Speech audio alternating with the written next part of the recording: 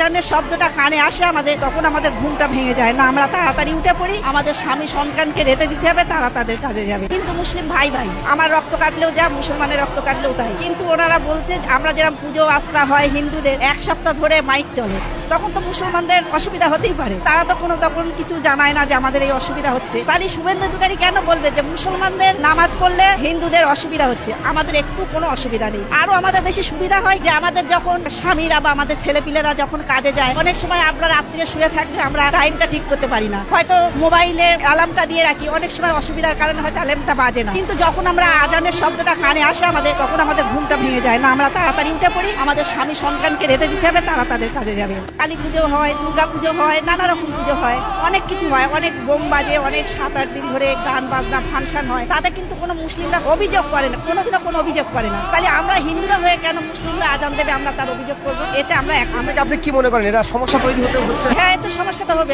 এতে তো সবাই হিন্দু মুসলিমের সাথে একটা ঝুট ঝামেলা অশান্তি, আমরা তো এটা চাই না। এই মাসের কথা শুনতে পেলেন, কত একটা সুন্দর কথা বলেছেন। এই ভিডিওতে অবশ্যই একটা কমেন্ট করে যাবেন, কথাটা ভালো বলেছি খারাপ বলেছে, আর এই ভিডিওটা বেশি বেশি পরিমাণে শেয়ার করে দেবেন সবাই।